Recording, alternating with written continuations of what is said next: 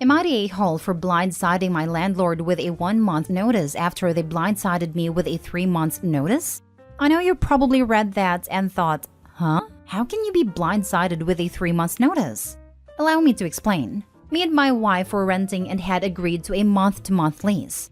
For those of you who don't know what that is, it's a lease that may be altered or terminated by either party as long as proper notice is given to change or end the lease. Our contract stated that 30 days notice was required from both parties. We got along with the landlords great and lived there for about a year and a half. We never made a late payment. We would often have dinner together, and there was a mutual like for one another. After some time, they began telling us that even though it's a month-to-month lease, they wanted to continue this arrangement long-term.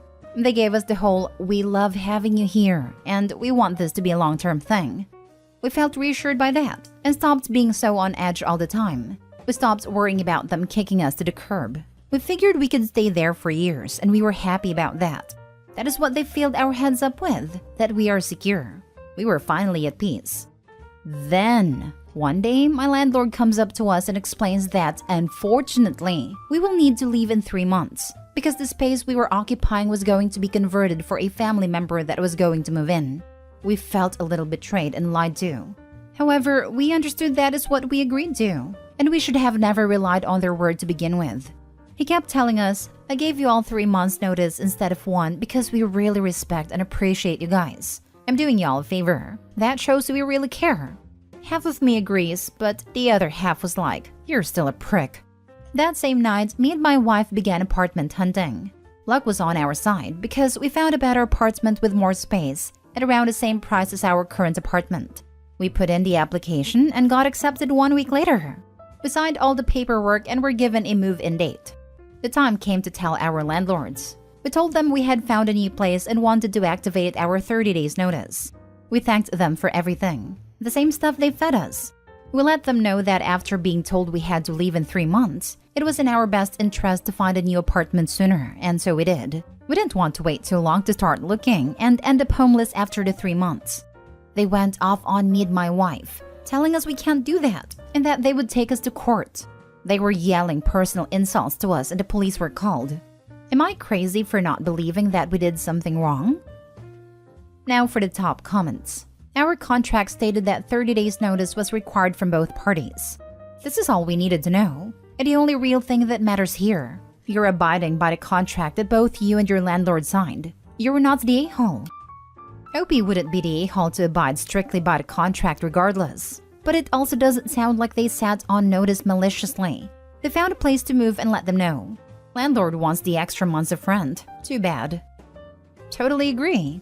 OP was weirdly hung up on the 3 months notice thing. Like that actually was very kind of the landlord, because it puts them in the exact position they ended up in, missing out on 2 months rent. It wouldn't be a kindness if they weren't sacrificing anything. If the landlord really wanted you there longer term, OP, they would have switched you to another lease. The landlord is unequivocally the a-hole for getting mad that OP basically responded to the gesture of kindness with, "Okay, I accept, and will use that extra time accordingly." They clearly just wanted the credit of doing a nice thing without actually doing anything meaningful. But OP, the whole only 3 months notice after saying how much they liked us but never moving us to a longer-term lease angle isn't as sympathetic as you seem to think it is. Neither of you did anything wrong until they got mad. I was going to say no a-holes here, as they can ask you to leave regardless of what they said before, and you can tell them you're leaving, right up until the point they freaked out. I'm betting they were counting on those 2 months of rent to help pay for the modification to the space for the family member. Not the a-hole and take photos of everything before you leave. If they freak out now, they could freak out about damage and keep your security deposit. OP, buy a newspaper that morning and put that front of the newspaper in the pictures. It's a way of date stamping them so they can't claim the pictures were from the move-in date. And take pictures of everything. They're definitely gonna treat that security deposit as a bonus month's rent. Next story. Am I the a-hole for telling the new neighbors that they got what they paid for, including being shunned by the neighborhood? Where I live, real estate developers have started snatching up family homes, bulldozing them, and building enormous $2 million houses on the plots of land. The houses also stick out horribly in terms of aesthetics. Think single-level brick homes with a 3-level gigantic white and black box in the middle. My home's been in my family for several generations. We have always been known for having a large, beautiful garden. We invited over kids to help with gardening. We gave away so many veggies. We'd hold parties, etc. It's been a neighborhood treasure for years. Until developers snatched up the lot next door, bulldozed and erected an enormous house that blocks out the light to most of the garden. Many of us tried to fight it with the city, but everything was denied. It was heartbreaking. Our neighborhood has been changed forever. This was a link to my family, and I almost have to go through a grieving process for it.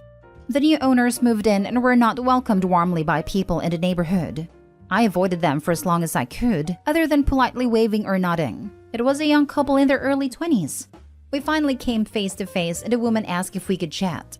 She said that they felt like maybe they'd done something wrong when they moved in, or if they aren't pulling in their trash bins or something, being too loud, etc., because people haven't been very friendly. The guy says that he is surprised considering it felt like a nice and somewhat affluent neighborhood, and given the price, he was expecting friendly neighbors. I asked if they had done any research about the area. They said that they moved from California, so no. I said that maybe that was their mistake. They said they didn't know what I meant. So I asked if they'd ever looked in our backyard. They said yes, and said they think the garden is cute. I said yes. The garden that now has about half less sunlight than before that house was built and was a neighborhood treasure. The guy said, well, it's not our fault you built the garden there, is it? And I said, well, you guys got what you paid for. $2 million for a house that everyone in the neighborhood hates. I said that I hoped it was worth it and wished them a nice day.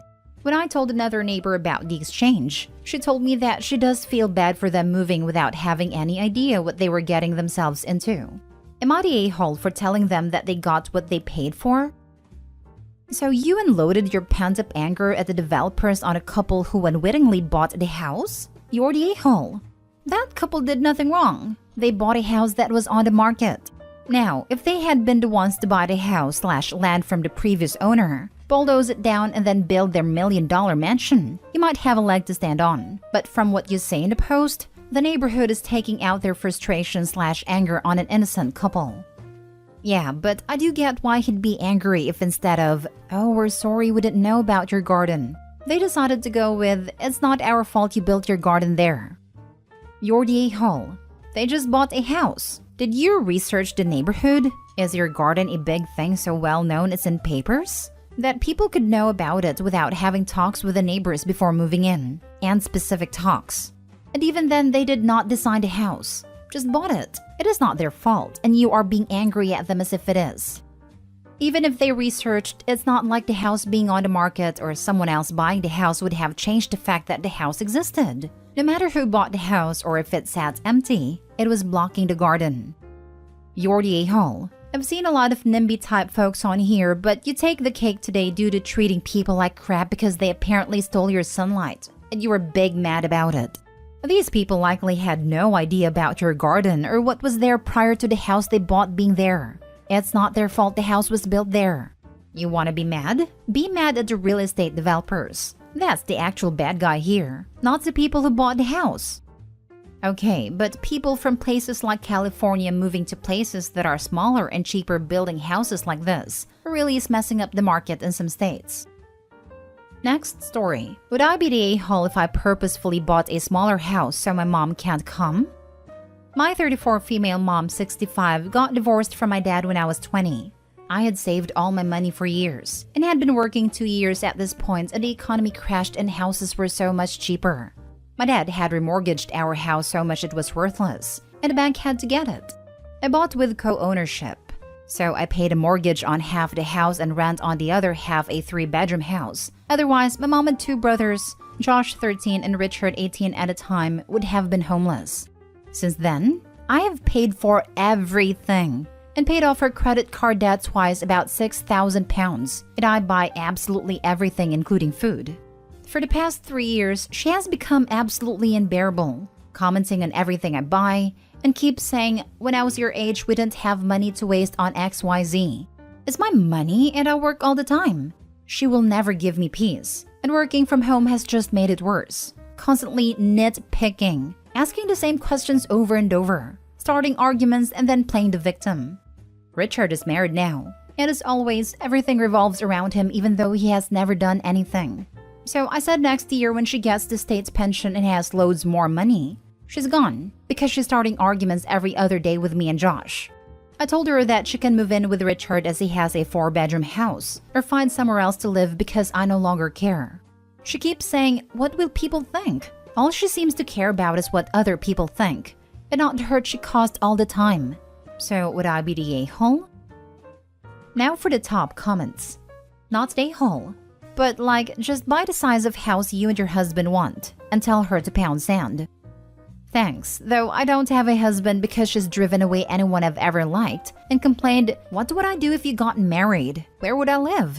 To be honest, I want a house that Josh, youngest brother, can live in and that my 2 little nephews can stay a couple of nights a week. You do realize that she's keeping you single so you'll be her caregiver in her old age, right? Your brothers are there to give her grandchildren and you're there to cater to her every whim. Can't let you get a family of your own that you might prioritize over her now, can we? She's a grown adult who has been parasiting her child for over a decade. Kick her out now. She can fend for herself. Not the a-hole. You are completely right. I'm so sick of getting taken advantage of. I stand up to her and then she just wears me down. He won't take her. He told me in August that he doesn't want her.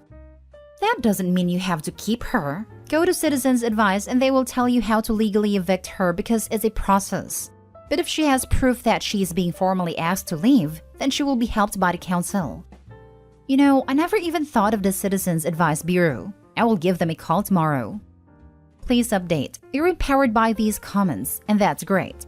But I fear as soon as you get near your mother, you may cave because she's had 34 years of molding, brainwashing, and frankly, emotionally mistreating you, and that you'll return to old habits. Take care of yourself. Evict her, and it'll be on Richard to tell her to her face he doesn't care about her. Good luck no matter what. Now for the last story. Am I the a-hole for calling the cops on my neighbor and getting my sister in trouble? Background. I, 40 female, am unmarried. No kids. My sister, 45 female, is married with 3 kids and bought a house about 3 to 4 years ago in the super nice suburb of town. It's a great area. Lots of parks, trails, with a really good school system. I found and bought a house in the same neighborhood. I loved it for the size of the yards, great for my dogs. Love that I can now walk or jog to all the trails in the local lake. It is, however, very suburban, and most of the people here have families, making me a little bit of an outlier. I'm fine with that. I don't really care. I live in the house by myself. Neighbors have been nice, but most of them hang out with each other and have playdates with the kids. There are neighborhood barbecues that I have been to. So a week ago, I'm watching TV at home, around 9 p.m., and all of a sudden my dogs start going crazy.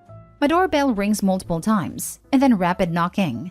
I jump off my couch, look at my Ring doorbell, and it's a stranger, male, knocking on my door. I have no idea who he is, and he just keeps banging on my door. My dogs are freaking out, so I call the cops. He goes away after about 5 to 7 minutes. The cops show up 20 minutes later. I show them the video and they told me they know who it is, though wouldn't tell me, and then left. The next day, I get a phone call from my sister. She's super miffed that I called the cops on Dave, and how could I do that in this community? I'm confused. Who is Dave? Oh, it's apparently the local neighborhood watch guy and school teacher, and he thought I was driving too fast down the street and wanted to talk to me. I was flabbergasted because 1, there's no way to drive fast in this neighborhood as there are stop signs everywhere. Cops everywhere. They have their own police force, and there are speed bumps every 2 blocks. 2, why didn't he call/text/email before knocking on the door at 9 p.m. on anyone's house, much less a single woman at home? But sister said that my reaction was totally over the top, and you don't live in the hood anymore. People visit other people. I stand by my right to be safe and not get harassed by the neighbor. But sister is angry because there was no danger whatsoever. And apparently, this was the discussion at the recent PTA meeting. And since I wasn't there, because why would I go to a PTA meeting? She was charged with defending me and now she looks bad by association.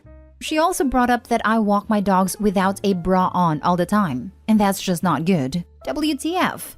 She wants me to reach out to Dave and apologize and say that I am absolutely sorry for calling the cops and driving fast.